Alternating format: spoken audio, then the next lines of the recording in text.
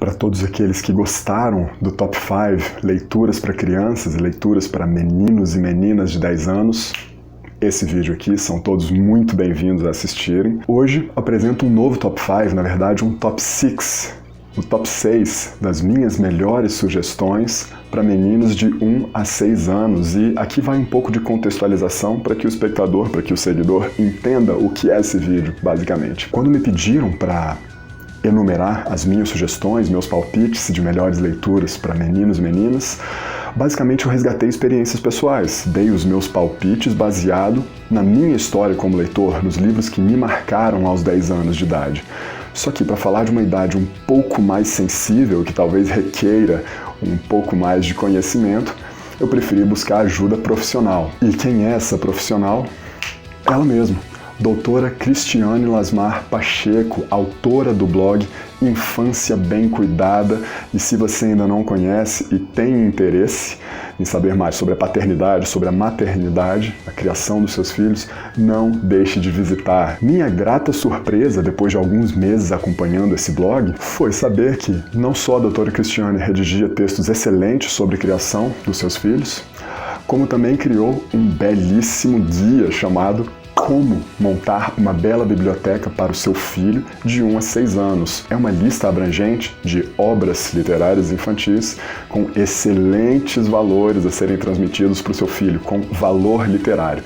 É um guia curto, um PDF que você pode adquirir visitando tanto o Instagram quanto o blog da autora, que traz não só a lista, mas também toques e reflexões extremamente interessantes sobre o valor da literatura para os seus pequenos, para as suas pequenas. Basicamente, o que eu vou fazer vai ser mesclar a minha experiência pessoal, mesclar os meus palpites ao conhecimento que esse guia excelente oferece. Então, para deixar bem claro, toda e qualquer informação importante contida aqui nesse vídeo foi baseada nesse guia, foi baseada nos trabalhos dessa profissional. Se você, pai ou mãe, tem interesse em ler mais sobre reflexões, sobre maneiras de manejar a raiva do seu filho, o seu próprio estresse ao lidar com eles, toques muito interessantes, inclusive sobre partes um pouco mais controversas da criação, a palmada, a bronca, a alimentação. O blog contém vários textos nesse sentido e eu não posso deixar de recomendar. Voltando ao guia, então, o que se tem aqui é uma excelente discussão sobre o valor dos clássicos. Por que exatamente o clássico é um clássico? Por que vale tanto falar sobre essas histórias, Chapeuzinho Vermelho, Pedrinho Lobo, Bela Adormecida,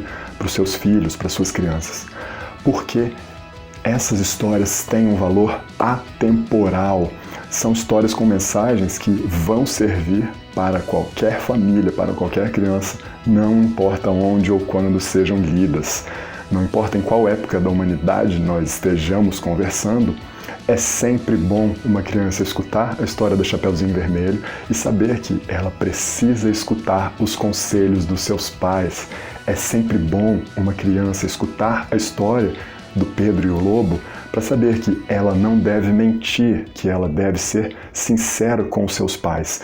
Vem daí um dos melhores textos que eu li, foi talvez o primeiro que me chamou a atenção do blog Infância Bem Cuidada, que é aquele que fala sobre as releituras. Que exatamente a autora fala que os pais devem tomar cuidado com as revisões dos textos clássicos, aquelas versões mais modernas, onde a Chapeuzinho Vermelho, por exemplo, acaba descobrindo que o lobo não é tão mau assim, ou mesmo que os conselhos da avó dela estavam errados e que sozinha ela conseguiu encontrar um caminho melhor. Porque não é saudável que a criança perca o referencial. Em algum momento da vida dela, ela pode descobrir que fez escolhas melhores do que as dos seus pais? Sim. A vovó poderia estar errada em algum momento, o lobo mau poderia não ser alguém tão maligno? Sim, mas não é interessante que a criança logo de cara considere essas possibilidades. A criança de 5 anos, e é sobre ela que nós estamos falando aqui, precisa de referenciais sobre certo e errado, precisa ver o bem e o mal explicitados de forma dicotômica e de forma clara. Daí a opção da autora por sugerir que os pais tomem cuidado com essas releituras, essas revisões e procurem os textos com as histórias mais fiéis ao original. calma, não precisam ter tanto medo daquelas histórias originais, onde a Chapeuzinho é de fato devorada pelo lobo. Os contos foram sofrendo adaptações para se adaptarem, para se adequarem à nossa sensibilidade atual. Então não se preocupe, as sugestões contidas aqui vão carregar uma boa parte da mensagem original e ainda assim apresentar histórias palatáveis.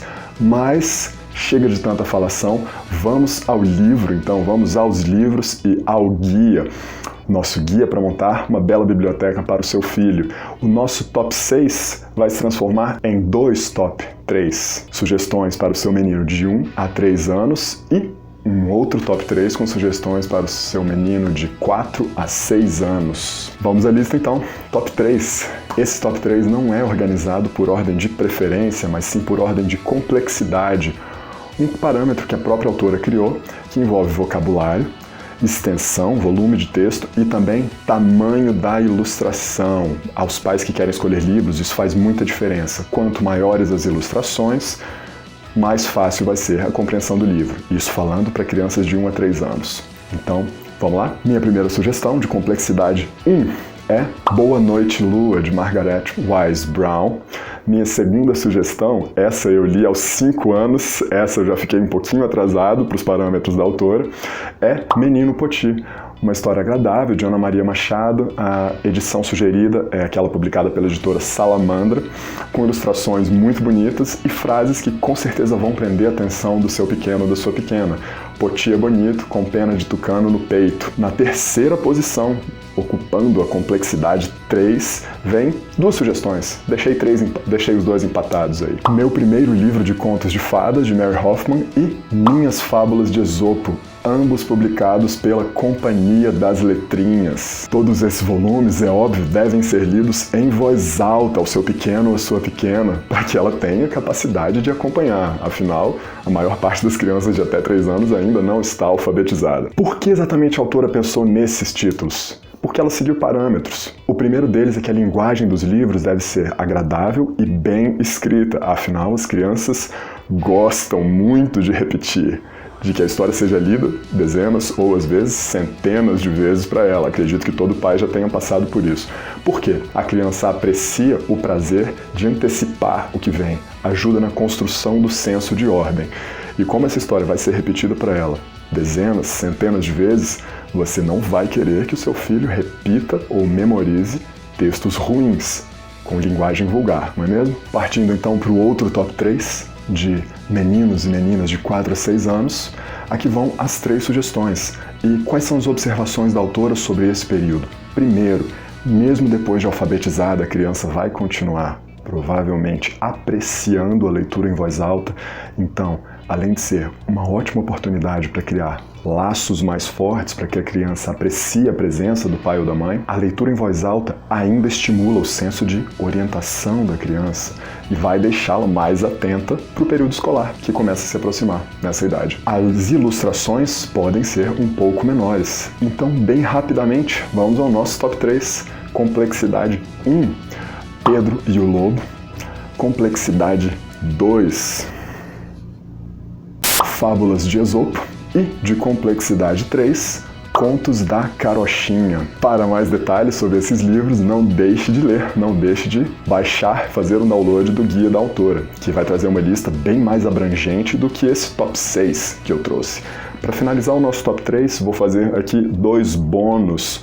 Um deles para as famílias cristãs, aqui para a segunda lista, que é A Vida de Jesus para Crianças. E meu outro bônus, minha outra sugestão extra, é Reinações de Narizinho, de Monteiro Lobato, e aqui não precisamos ter medo do tabu. A história de Monteiro Lobato é sim atemporal, traz as aventuras, as travessuras, as reinações de uma menina inteligente que cresce e aprende a ver o mundo com seus próprios olhos, respeitando os conselhos dos mais velhos, mas traz ali traços de uma época em que a nossa linguagem e a nossa sociedade toleravam expressões intoleráveis hoje. Sim, os livros de Monteiro Lobato trazem expressões racistas que não só são de mau gosto, vão um pouco além do mau gosto, boa parte delas seria considerada crime hoje. Só para dar um exemplo, em alguns momentos, tia Anastácia é mencionada como a negra de estimação de Dona Benta, Ficou desconfortável de ouvir? Eu já fiquei desconfortável só de falar. Algumas boas edições brasileiras trazem intervenções em meio ao texto, deixando claro que esse tipo de expressão é intolerável e sequer deve ser dito em voz alta hoje. Pode não ser a melhor opção para os pequenos e pequenas de 5 a 6 anos. A sugestão pessoal da autora simplesmente é, na leitura em voz alta, pular esses termos. Não se trata de criar o seu filho ou sua filha num mundo de fantasia, mas sim de evitar que ele escute e reproduza, ainda que sem maldade, uma expressão extremamente incômoda, como eu falei mais de uma vez, criminosa. Quando maior, dos 8 aos 10 anos, provavelmente a criança vai ter o discernimento necessário para entender. Esta é uma boa história que traz expressões de cunho racista que eu não vou reproduzir em aspecto algum. Mais tarde, a criança com senso crítico vai ser capaz de chegar a essa conclusão. Os pequenos, de 4 a 6 anos, talvez não.